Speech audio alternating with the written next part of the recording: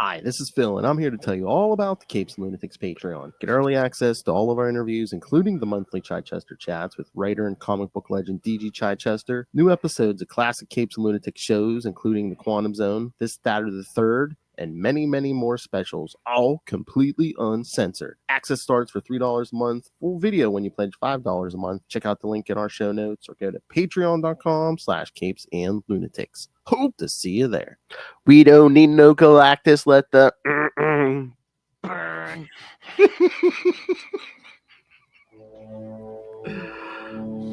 Hello, kids. Welcome back to another episode of Marvel Tales.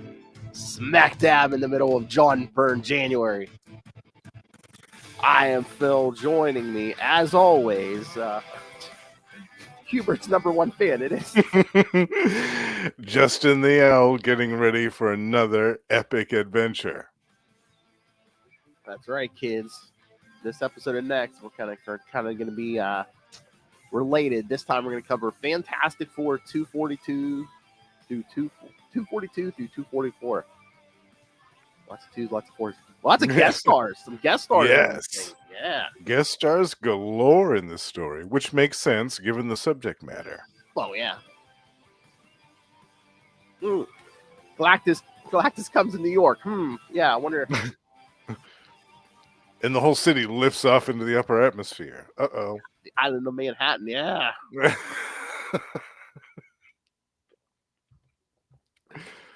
Oh, he should have named this Galactus Takes Manhattan. Or Terrax Takes Manhattan. Yeah. I'm kind of surprised he didn't, to be honest with you. What is you're too highbrow, Byrne. I saw that Frankie Ray caution, but we'll get into that. Yes, definitely, yeah. All right. Let me pull up some synopses. But yeah, I mean, yeah, I love Byrne. I love Byrne Fantastic Four. Yeah, that's absolutely my favorite. That's really when I started reading comics, was when he was on it. And so not only does it have a sentimental pull, but it's also kind of where my love of comics all began. So yeah, these are just, in my opinion, some of the best comics ever made. Yeah, I mean, I came to most of these through like back issues, but yeah, once I like started reading some Byrne, I'm like, I gotta find the rest of them. I'm like, I love this stuff. It's just solid gold from beginning to end. Yeah, I love it. All right. Oh yeah, looks like we have very nice, big, juicy synopses here. So nice. Yeah, we're good. Yeah, I was expecting we would for these ones. Oh yeah. All right. So should we jump in? Yes. I was gonna say, I'm sure we're gonna have a lot to talk about here. Indeed. Yeah. Reissues. All right. All right, kids. So yeah, we start with Fantastic Four 242. There you go. Yeah, look at that. Terrax. All right. So yeah, Fantastic Four 242, May 1982. Terrax the Untamed. I ain't gonna last long. And of course, writer, penciler, and inker John Byrne, colorist Glennis Ween, letterer Jim Novak, and editors Jim Salicrup and Lance Tukes. Oh, in the vastness of space speeds Terrax, Herald of Galactus, and he is on a direct course for the planet Earth. At that moment in New York City, at the Baxter Building headquarters of the Fantastic Four, Reed shows off his latest invention, a Christmas tree that collapses into itself to be easily put away. Sue is upset at Reed for taking the fun out of cleaning up after the holidays, but they are distracted when Franklin launches one of the toy missiles from his Christmas gift. They are about to scold Franklin for setting it off in the house when Reed suddenly notices that the device has a label on it identifying that it does not fly by any means. Ooh. Bringing up old fears about Franklin's blooming mutant powers. Don't worry, kid. A Sentinel will take him out. Check out X-Men Classics this one. Yeah. Another Byrne story. Exactly. Meanwhile, out in Central Park, the Thing is going for a walk through the snow when he is suddenly stopped by a gang of muggers. So I guess can't see through that trench coat fedora. They just think he's a giant homeless man, I guess. I guess, yeah. However, they flee in panic when they remove Ben's cat and reveal who he really is. He is soon joined by Alicia, who has come seeking Ben as he has been avoiding her for a while after their encounter with the puppet master. Happy to see her, Ben takes Alicia into his arms and they walk off together. Oh, I didn't even say about how he makes the giant snowball and like pulls over the monkey. Oh yeah, that was the best. You know what? I was waiting for Ben Grimm to say something about, his old bowling league or something. Yeah. Yancey Street Bowling League. Exactly. The Yancey Street Pinheads or something. While in the Bowery, Frankie takes Johnny to the Village Theater where her roommate Julie Angel is participating in their latest production. Julie Angel, that's her stage name. This mundane visit is suddenly interrupted when one of the actors spots something strange going on in the sky. When Johnny and Frankie go outside, they see a massive dome being erected around the city and quickly flame on and make their way back to headquarters. And again, kids, this is Frankie Ray, who we kind of touched on briefly in that West Coast, our recent West Coast Avengers Yeah, episode. she was briefly mentioned in that. Yeah. As what is it? Is it her She- father Phineas or Horton uncle? was like Yeah, her she's stepdad or uncle yeah. or something or other. And she Yeah. got like splashed with like chemicals and stuff that were used to make the original Human Torch and gave her flame power. Yeah. So. Yeah. Yeah, kids, 60s, 70s, 80s, man, you were just tripping over superpowers. Yeah. But it was great because Johnny had his own fiery girlfriend that could match him with powers. It was great. Yeah. Oh, fiery all the way, man. Redhead. Oh yeah.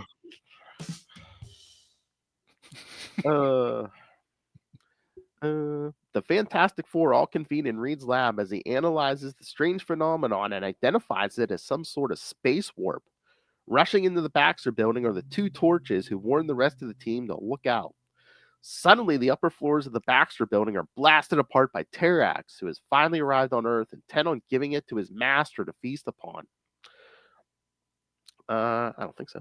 When the thing tries to attack Terrax head on, he is slammed through the floor and goes tumbling through the Baxter building to the ground floor. I know that was something, man. Did you see the thing just like going through every floor of the building? Yeah, that escalated quickly, right? Yes, exactly. Yeah. I mean, I guess you like gravity, enough force, then you still like gravity Well, takes yeah, force, yeah. but yeah. Right. Well, that escalated. Terrax then makes short work of both Johnny and Reed, but the thing soon returns to the battle and punches Terrax into the building across the street and down into the street on the opposite side of the building. So yeah, kids, plenty of property damage this episode. Yeah.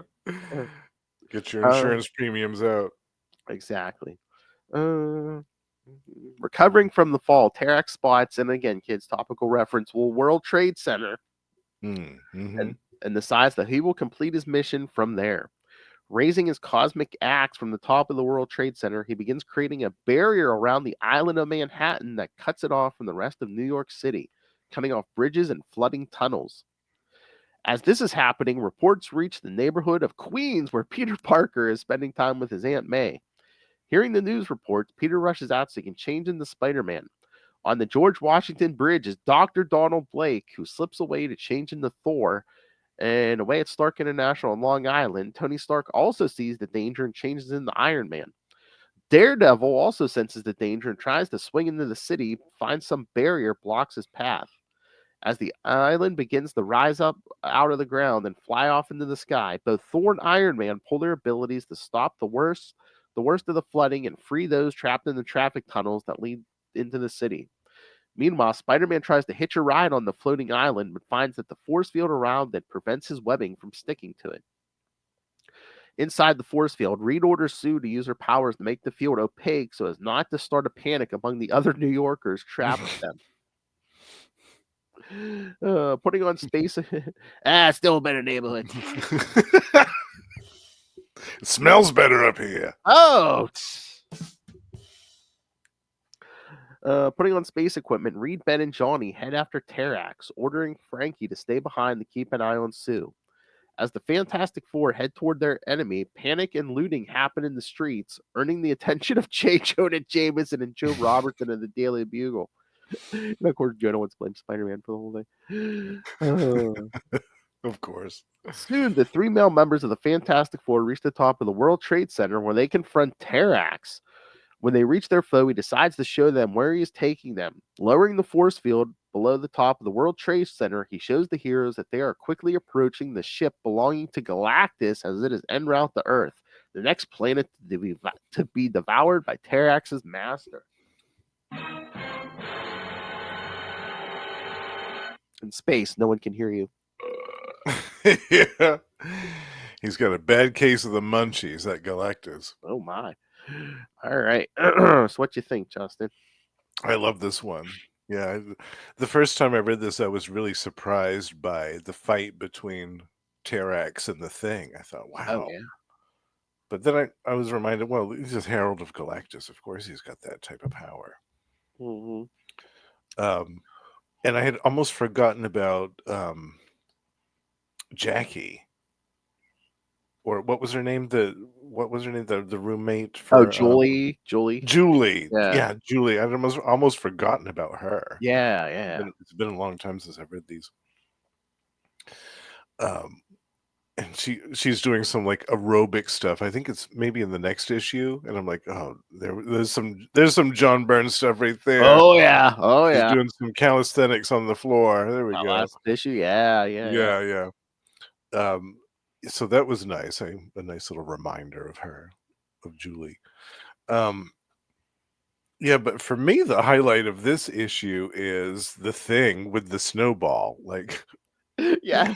rolling up all those guys in the park. I just thought that was so great, so funny, and perfectly Ben Grimm in a nutshell. Oh yeah. That is absolutely how he would have handled that situation.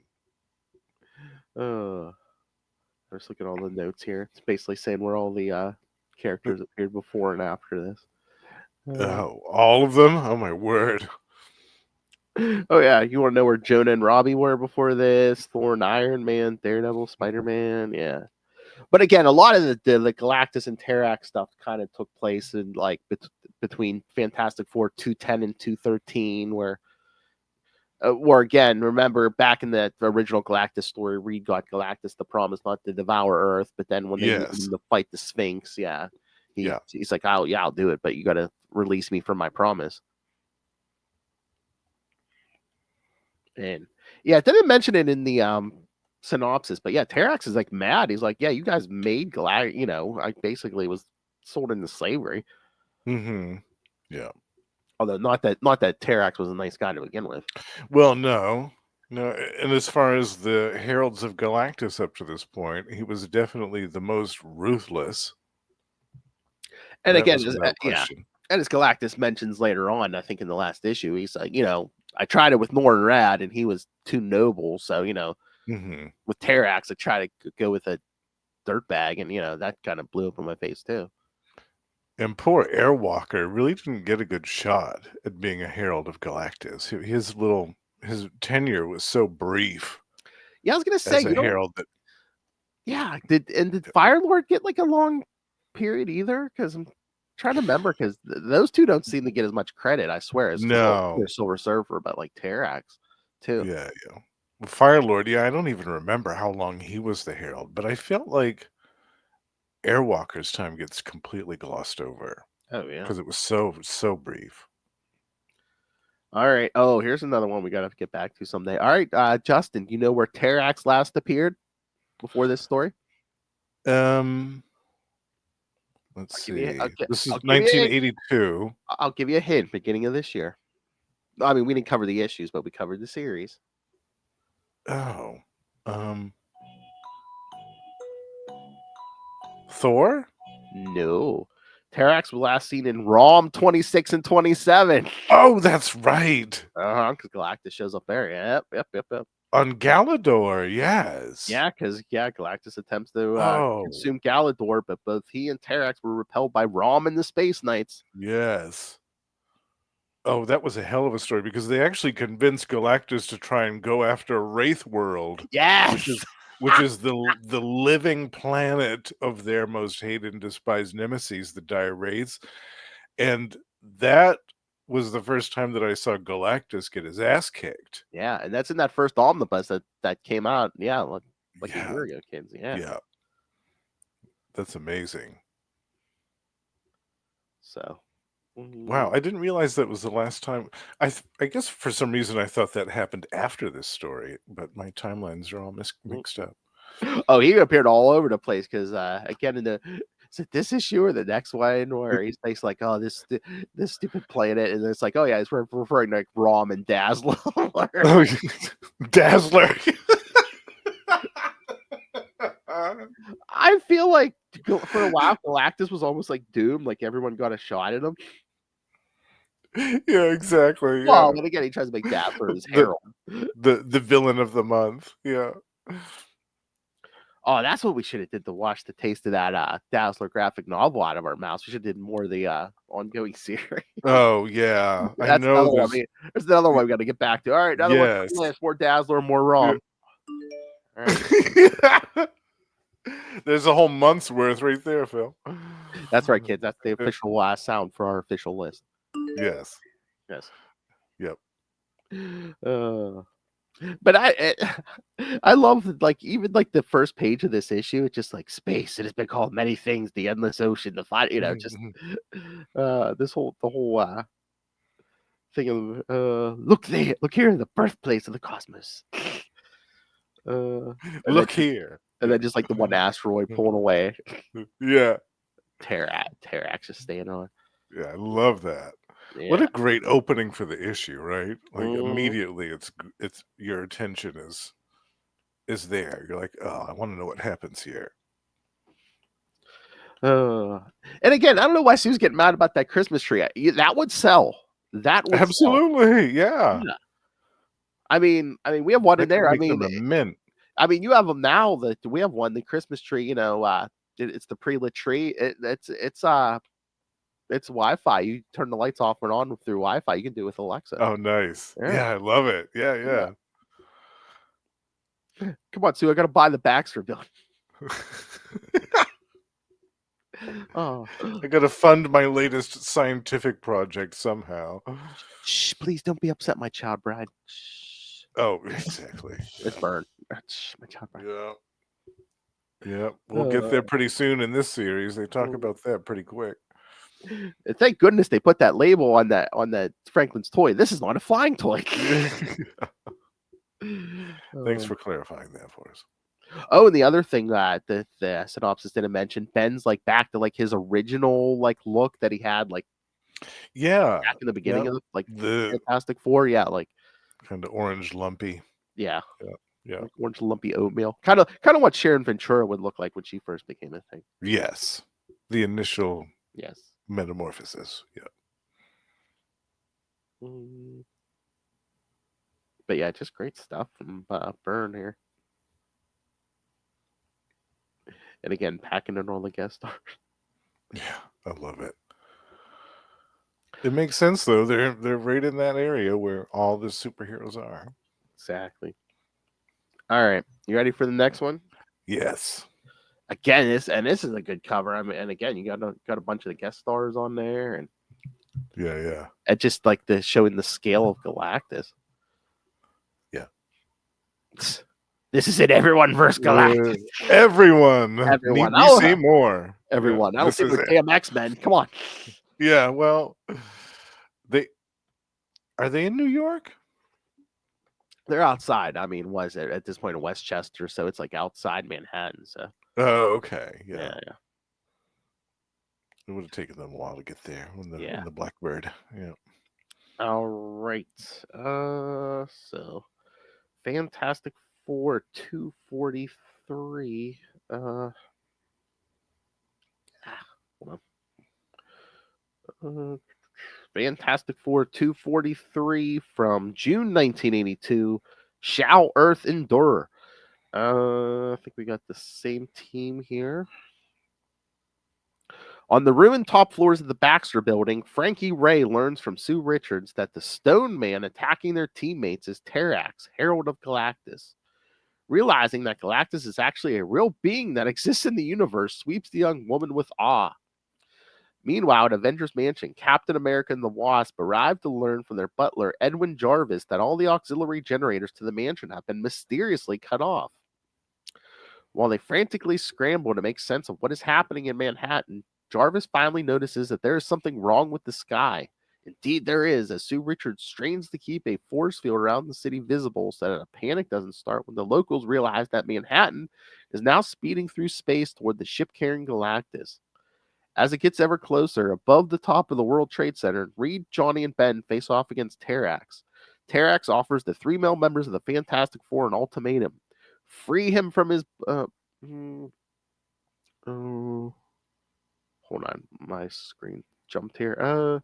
Free him from his bondage to Galactus, or the entire island of Manhattan will be destroyed, and Galactus will be set to feed the Earth, to feed on the Earth. With no other choice, the trio of heroes speed off toward the ship carrying Galactus. On board, Galactus is getting dangerously weak after his various trials and must feed soon. In order to preserve his strength, Galactus uses the last bit of energy stored upon his vessel to revitalize himself temporarily. Grimly, Galactus realizes that he must be the victor in the coming battle or face his demise. Elsewhere on the ship, the Fantastic Four make their way to Galactus.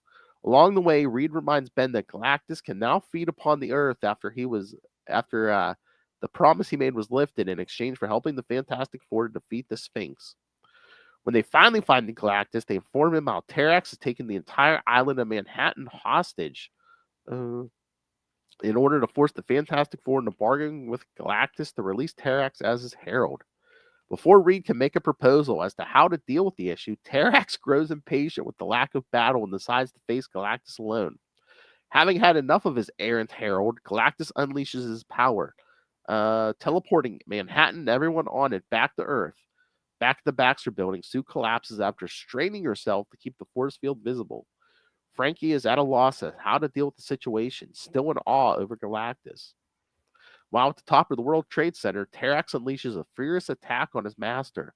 Having had enough of Terrax, Galactus ends the charade by stripping the rebellious herald of the power cosmic within him, sending him falling into a trash-strewn alley below.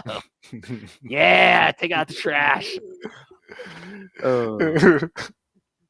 As weak as ever, Galactus has no choice but to feed on the planet Earth in order to save himself and begins constructing the device that will allow him to consume the planet.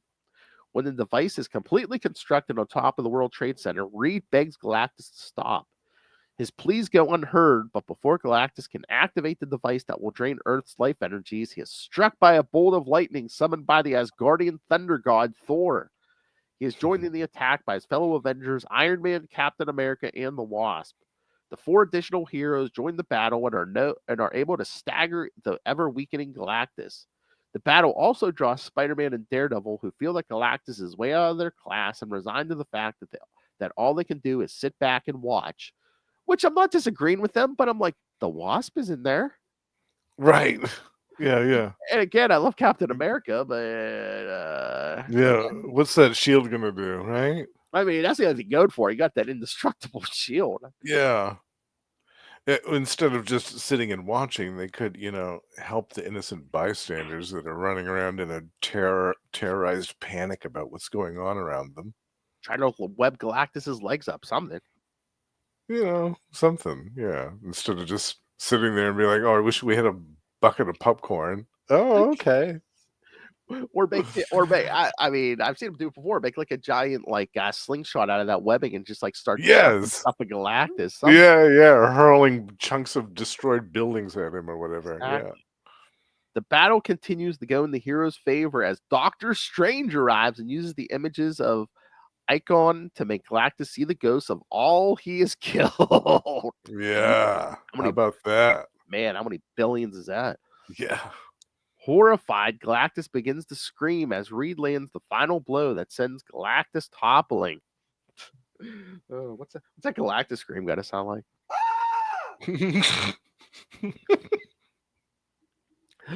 With Galactus down for the count, Reed notes how the world devourer does not have much time left and shocks everyone gathered when he tells them that they must work together to save Galactus.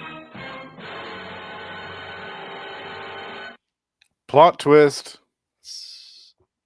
But yeah, more notes here. Jeez. Yeah, Oh. Frankie's initial disbelief that Galactus was a hoax is not surprising, as Marvel TV Galactus, the real story #1, points out.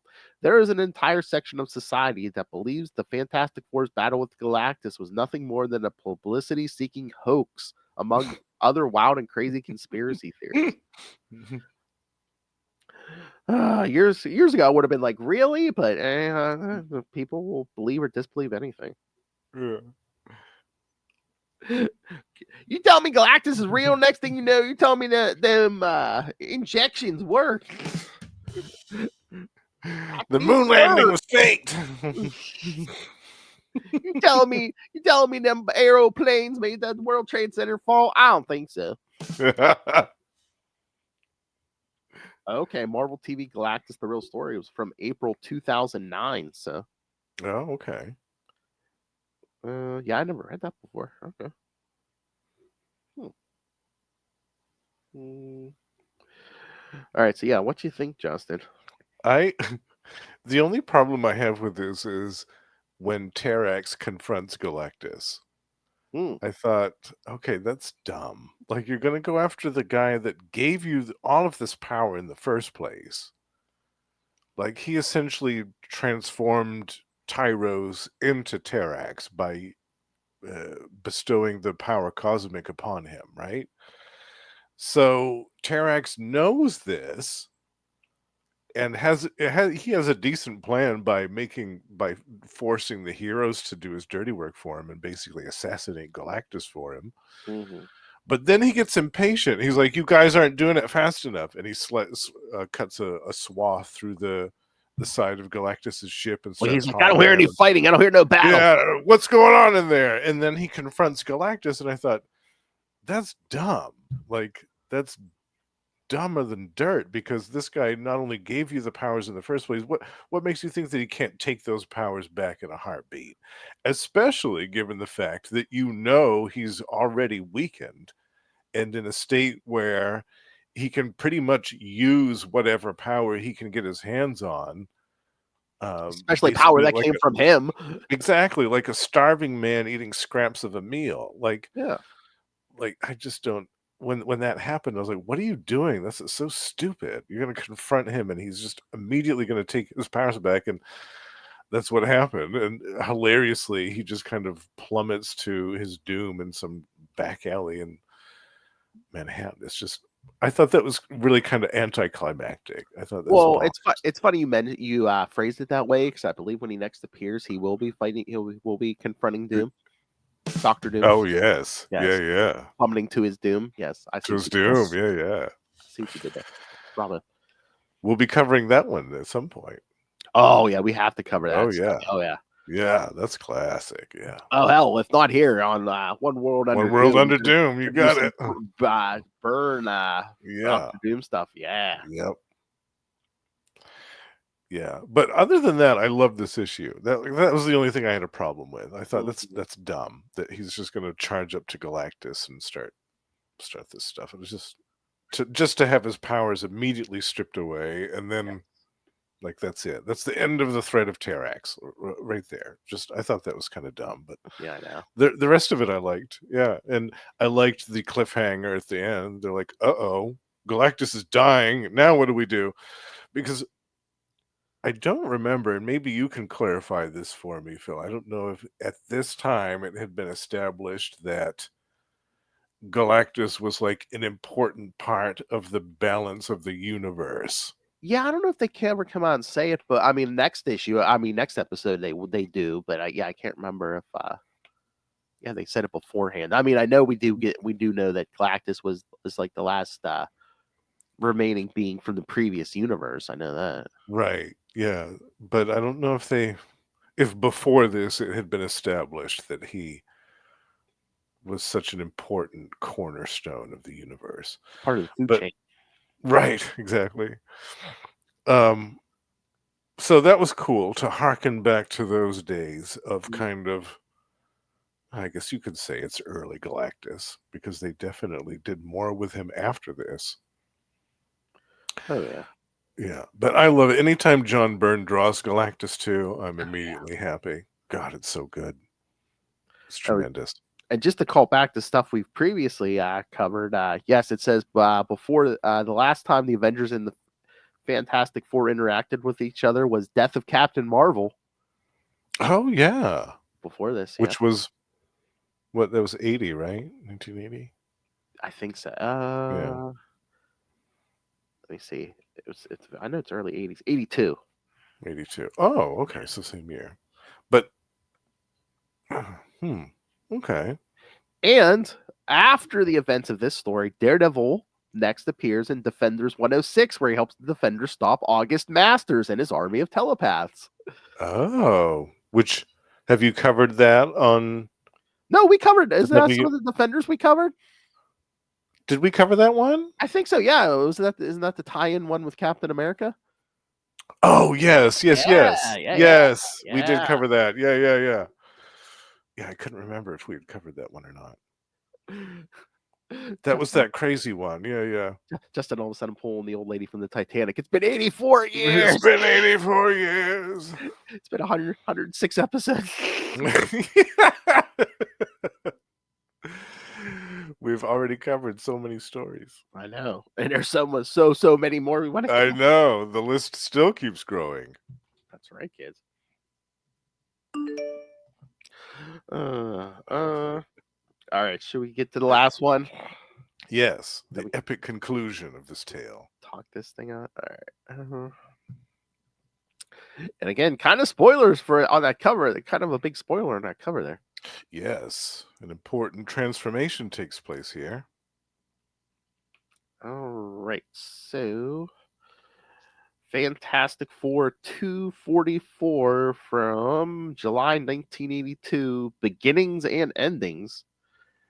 Same team, half of which is John Byrne. Julie Angel is exercising in the apartment she shares with Frankie Ray. There we go. Exercising. Yeah. When there is suddenly a knock at the door. Answering it, she finds the Human Torch just barely standing there. Absolutely exhausted, he tells her that Frankie is gone before collapsing in her arms.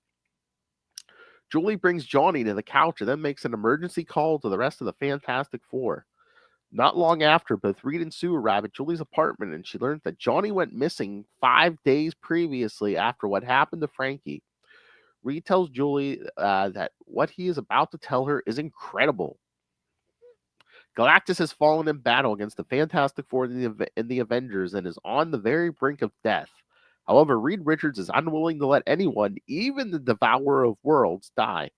After explaining the series of events leading up to this battle to the Avengers, Reed insists that they must save Galactus. While they all discuss the ethics of deciding if Galactus should live or die, they all eventually agree that they need to save him. Reed then sends Iron Man to collect equipment from Stark International that he will need in order to complete this Herculean task.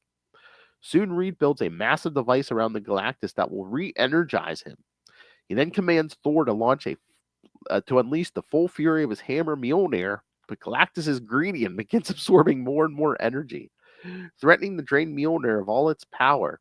Quickly thinking, Captain America tosses his shield at the device, damaging it enough to sufficiently stop the flow of energy. Emerging from the ruins of the device is Galactus. Galactus tells the gathered heroes that he must still consume the planet Earth if he is to live. Reed offers another solution as they all head to the Baxter building. There, Reed uses his computers to find the location of 6 worlds that contain the energies that Galactus needs to survive, but without any life existing on them. Galactus notes this, but insists that there is no way to be sure unless the worlds are visited, and Galactus cannot do this at his current energy level. Not without a Herald, and so Earth still must be destroyed. Before Galactus can say anything further, Frankie Ray enters the room and offers to be the new Herald of Galactus.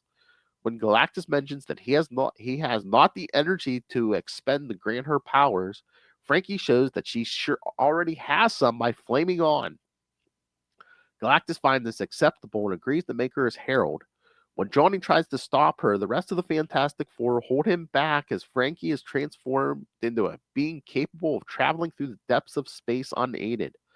Johnny calls out to Frankie, who embraces this new form for the freedom it brings and flies off into space. In a panic, Johnny flames on and tries to fly after her, but she flies too high up, and the lack of oxygen causes his flame to snuff out and fall out of the sky.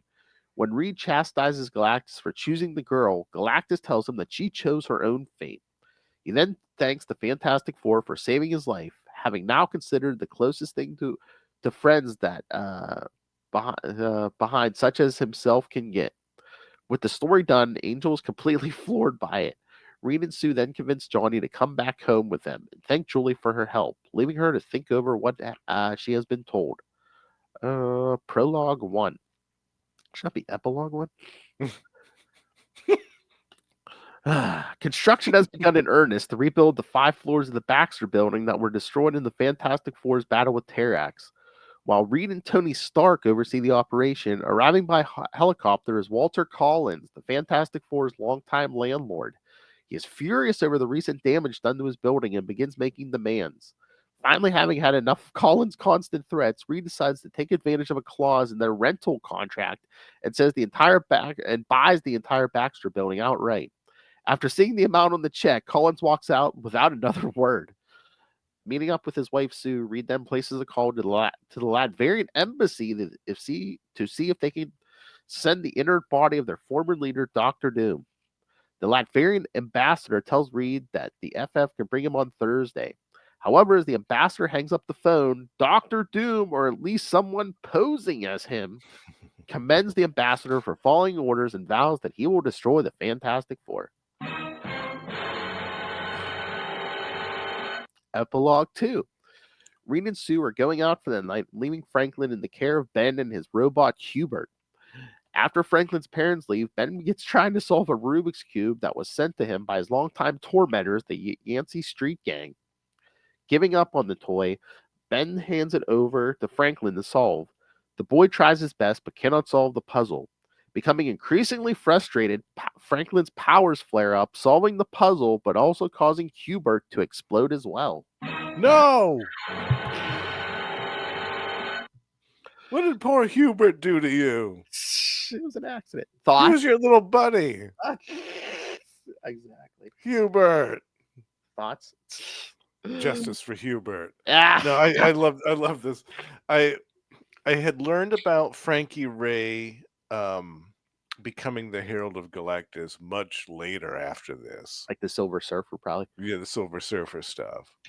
So when I read this many years later, it was kind of like a nice prequel to all of that. It was explaining where all of that happened. And I was bummed for Johnny. I'm still bummed for Johnny reading this now. Every time that he thinks that he's found true love or the perfect girl, the perfect partner, something happens. She There's some tragedy that happens.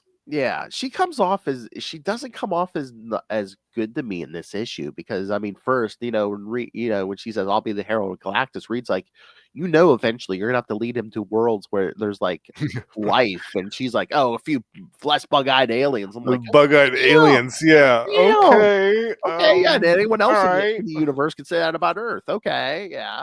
But Yeah, then, and she's completely oblivious to Johnny trying no, to not trailer even a wave goodbye, nothing. She yeah, doesn't say a word, just takes off. Yeah. yeah, not a word. I'm And like, she must have had other friends and family on the planet, right? yeah, She she, just immediately pieced out of there, as soon Julie, as she got the Johnny, powers. nobody. Yeah, not even, oh, hey, thanks, Fantastic Four, for, taking me Nothing. into it. Nothing. Just Yeah, boom, straight up. out. She's like, "Peace out. I'm gonna go travel the galaxy." Oh, yeah. I mean, in some respects, I was thinking about that. I was like, I kind of would have done that too. Initially, I would have taken off and done a circuit of the Milky Way or whatever, but then I would have come back and been like, you know what, I'm gonna take off for a while, but bye and thank you and all my love to you and blah blah blah. I would have done some type of victory lap and then I would have come back and said my proper goodbyes, but she was just peacing out. Uh-huh. I mean, Yeah. I know it was kind of like, that, Galactus needs this energy, but it's just like he can't take 30 seconds to say goodbye. Yeah. She couldn't have been bothered. She was done with it.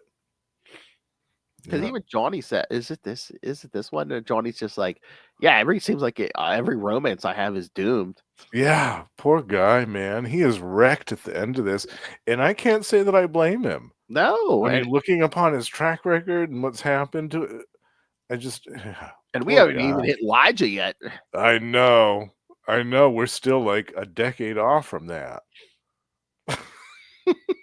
And there's a lot more stuff that like the whole thing with Crystal, the Mm-hmm. doomed romance of the Crystal, like Mhm. all of it. This guy cannot catch a break at all. Nope. Yeah, it makes me sad. But I really liked how everybody kind of came together to save Galactus. I thought that was a nice twist on the whole thing because of they could have all just been like, yeah, whatever, and just let the dude die. Like this dude feasts on planets. Like And I'm sure maybe that machine Reed built may have filtered the energy or whatever, but I'm like, you really think it's a good idea to let the spark to start this whole thing should be Asgardian power? it, yeah, I mean, Mhm. what if that really empowers so Yeah. It gives him a supercharge that he wasn't expecting. Oops. even more godlike, yeah. Yeah. Or gets his hunger even worse afterwards. Oh yeah. Got a taste of that Asgardian magic. Might want some more of that. Might try to storm Asgard, yeah. You never know what the appetites of Galactus are like. You thought Volstagg was bad.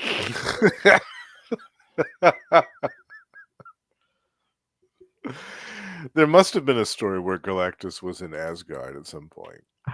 It sounds familiar, but I can't. Yeah. I know he's encountered Thor because even Thor said to him, he's Oh like, yeah. we've been allies in the past, but I ain't gonna let you chow down on Yeah. Earth. Yeah. I feel like he did go to Asgard. I just don't remember when.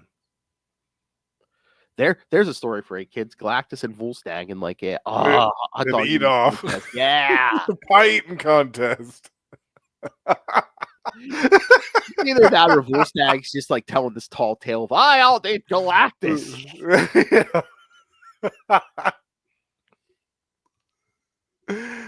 That should be at least a backup story somewhere in Yes. some Yes. annual or something. Yeah. But I was reading the story. Uh, what I was thinking? The what if you could do for this? What if Mm. Johnny became the Herald of Galactus? Ooh, yeah, What if there's a good Frankie? one. Yeah, Yeah, and so then he. she stayed with the Uh-huh. Fantastic Four. Yeah, how about that? Yeah, That would have been a I like story, even if that was just temporary. But yeah, just see how definitely. Frankie fills in for Johnny and stuff. Yeah. Yeah, yeah, I love that idea. Uh, It's a good but, one. but yes, kids. Next time, yes, we're gonna. The Fantastic Four is gonna have the answer for the consequences of Uh, saving yeah, Galactus. this Yes, kind of comes back to bite them in the ass a little bit. especially Reed. Yes, the Trial of Galactus, kids, and yes, because we'll cover what is it, 261 and 262. Guess I can I open think you're this right. schedule. I think you're right. Yes, but yeah, and yes, I made the call. Yes, we're also going to cover the what if issue that shows the alternate take on yes where things don't go as good. So Mm-hmm. because again, how many what ifs have happy endings, kids? Yeah, exactly. Who was the writer and artist on that? What if? Do you remember, Phil? I don't. Let me look. No, I don't. What it was? I What swear if when I brought it, what if 15, volume 2, number 15? 15. Yeah. I'm looking it up now. Yeah, I remember because I looked it up when I mentioned it to you. Yeah, it's not Byrne on Arger's story, but uh, what if 15? All right. Yeah. There it is.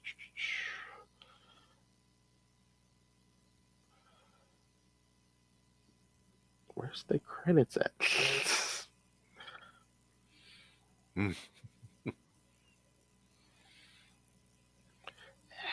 All right. I swear, sometimes you get the. Oh, here we go. It was 1990. So writer Roy Thomas. Yes. Penciler Greg Capullo.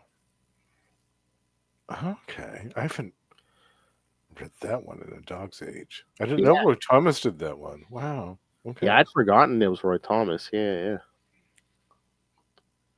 And early Greg Capullo. Nice. Yeah. Okay. So, yeah, kids. So, we'll do some Fantastic Four. And again, it'll be a non-Byrne issue. But yes, it's a what if that spins out of a Byrne story. So, yeah. The majority will be on the trial of Galactus. Yes. Just opening the schedule here. Make sure I got the right issue numbers.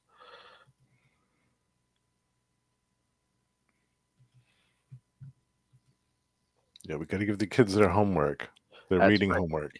Send us your thoughts, Ray. Oh yeah, it's 261 and 262. Because originally I said 263, but that has nothing to do with the trial of Galactus. So. Yeah, that was kind of like a one and done issue, wasn't it? Yeah. Yeah. I think 64 might have been 2. I don't know if they were like killing time until Secret Wars. I think so. Yeah. Because 265 we did cover because supposedly retroactively that's when they made the Alicia Elijah's sway. Yes. Traps are trying to break into the Baxter building. Secret Invasion, the original. Exactly. Yeah.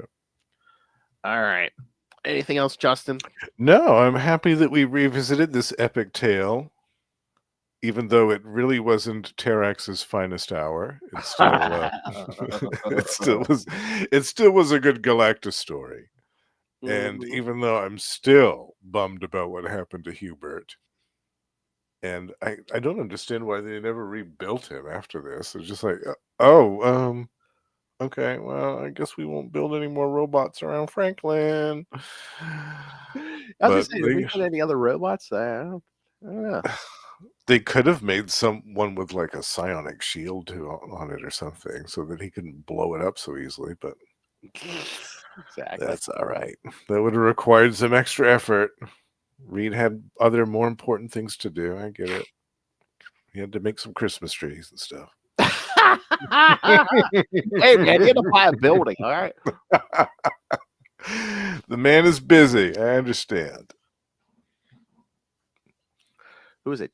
Lilith or Charlie said, oh, yeah, he Reed Richards made all his money off pimple cream and stuff, yeah.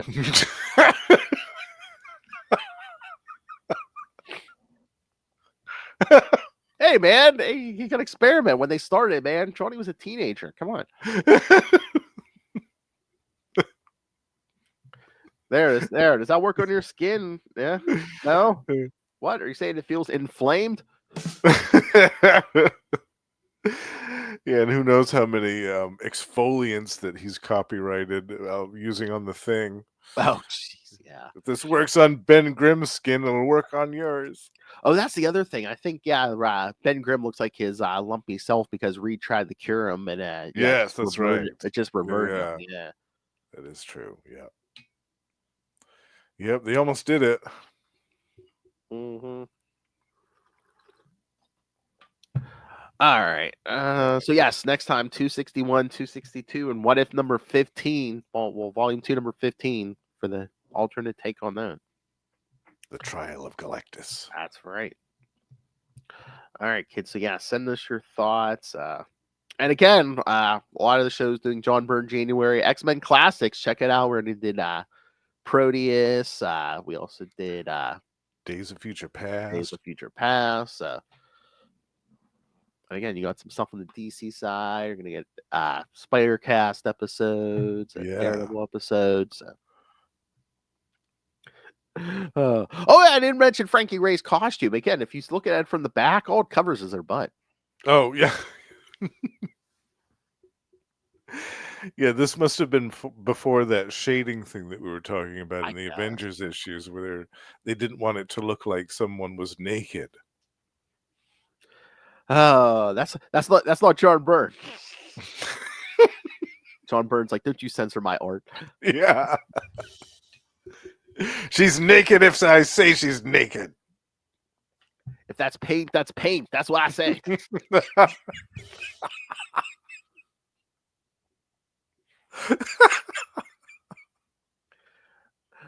Sir, we have more parents complaining on the hotline. Oh, the new Byrne Fantastic Four come out. Oh no. Yes, sir. Can we just shade the nether regions, please? We'll not just shut the page. Who was the anchor on that one? Oh, Byrne. Oh, damn it.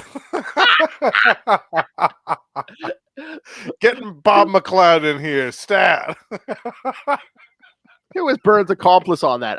That's Byrne accomplishing himself, sir. Get Bob McLeod in here. There's a gang of 3 of them, sir. They're all Byrne. Writer, penciler, artist, or inker. It's all Byrne.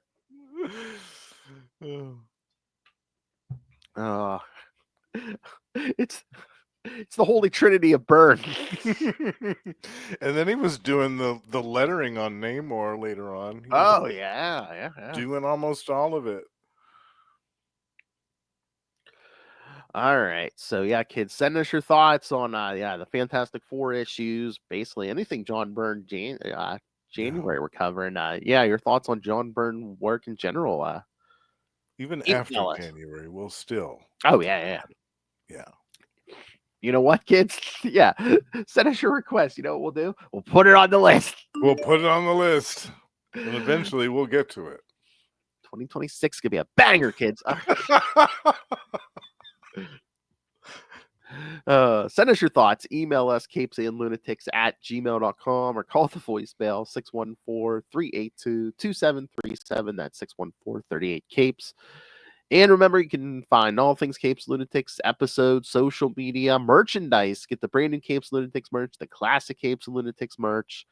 And again, more deadly, and especially when she's drunken in a Taco Bell drive-thru, more hungrier than Galactus. Little Hellfire demands that you rain random money on us. The Cash App link. Make it rain. They'll make us dance on the pole because the whole club's up in orbit. So. Looks like she was just working a stripper pole down at Divas. And of course, the Patreon, where again, Lilith and I give you uncensored, exclusive content. And of course, if you're a patron like our friend Hootie here, that's right. Suggest topics for discussion. So, and like I said, Justin and I shamed Ray into sending something in. So, suggestion in the new year. Yeah. And I loved his idea. Yeah. Oh, you know what else was cool too? This is a January episode, and I think they said that didn't these Fantastic Four issues take place? It was like a week into the new year or something. Yeah. Like, very cool. Timely. Exactly. All right. So yes, so please subscribe to our Patreon, patreon.com/CapesandLunatics, and you can find everything at tubespace.io/CapesandLunatics Podcast Network. That's tubespace.io/CapesandLunatics Podcast Network. More vicious and brutal than ever. All right. Speaking of this owl, you can find him here every week, either on Marvel Tales, X-Men Classics, sometimes both. And again, in 2025, we'll be doing the random One World Under Doom podcast, Energon Universe, also anything else? Ultimate Spider Cast. Oh yes, you can catch him this month with Ultimate on all. Oh yes, and every month now. Yes, the new host of Ultimate Spider Cast. Me and Ray covering Scarlet Spider. Yes, Scarlet Spider by Peter David and Mark Bagley. I'm so excited. I was going to say, you're going to hear him a lot on the Ultimate Spider Cast this month for John Byrne January. Yes, I'm a guest on several episodes, actually. Mm-hmm. And of course, over on Capes Lunatics Sidekicks, you hear him at least once a month on We Are the Night, the Batman podcast. Talking all things Azrael, and sometimes he drops in to talk other things with me and Lilith. And again, you can catch him frequently on Electric Mullet, the Superman podcast. That's right. Talking some, well, I guess we're into the 90s now, aren't we? We've Started crested in over the 1990, yeah. Yeah, we've crested through the 80s and we're right on into the 90s Superman now. Yeah, we're doing them in order for the most part, kids. And Yeah. if you want for some Byrne Superman, check out previous episodes of Electric Mullet. We covered all the Yes. Byrne stuff. Those are great. Yeah, you just like it for hairy chested Superman. You know it. That There's gladiator, something for everyone in that those. gladiator costume. That too. I was catching up on my listening just not too long ago, and I listened to I think it was Exile Part 2, and just you going off on that gladiator That was a good one. Superman basically just wearing a belt. Again, kids, I mean, It's good stuff. for all Byrne's faults, man, he's an equal opportunity Oh yeah. pornographer, you know? Yeah. He's got something for everyone in the kitchen. I Exactly. love that. All right. So but that is not all. That's not the only places you can catch this owl. You can also catch him on these fine shows. These fine shows every month. Gamma Charge with Russell, where we are covering 2 series. We're covering the Immortal Hulk and the Sensational She-Hulk. And we have a Patreon, so do check that out. We are covering on our Patreon for certain tiers for subscribers. We're covering one of DC's versions of the Hulk called Damage, and that's been super fun. Over on Predator and Prey, we're joined by the High Priest of Khonshu and our co-host on the Ultimate Spider-Cast, Ray, and Sparky, and we discuss some classic Dark Horse comics focused on Fox's Predator. And last but not least, The Lost Library of Legends is my solo podcast dedicated to the undiscovered and forgotten comic book gems of the last few decades. And I have created a multi-part spotlight for, I think it's going to be at least 3 episodes focused on an Ultraverse title from the early 90s. Going back to the 90s here, bitch. Wait, one of my favorite songs. Double biscuits for you. Oh, that's naughty. Again, it's like Ray's stuff works as the accent. Yours works with the deep voice. I mean, and Lilith is just all over the place with her. Oh, some yes. are high, some are low. Yeah. But always entertaining. Exactly. Yes. My Tweety Bird just went off just in time for that. Yeah. Little Tweety Bird. Oh my. Will anything stop this owl? I don't think so. Not anytime soon. That's right. No, oh no, I want more. I want that video. That drunken unboxing video. We might get a Lilith Hellfire. She skipped a year or two, but I think we might get another Lilith Hellfire. Here's the loot I got in December for a Christmas birthday haul. So I remember the last one. She's just like, she didn't even say a word. She's holding stuff up and just. I took a screenshot for that video. She's wearing like a Santa hat. It's like that's my contact picture in my phone for her.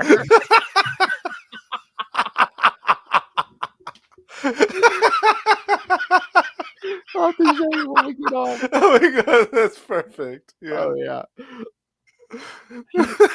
Well, you don't get a lot of. I don't get a lot of pictures of Lil Period, but especially with like with the Santa hat, happy and looking happy.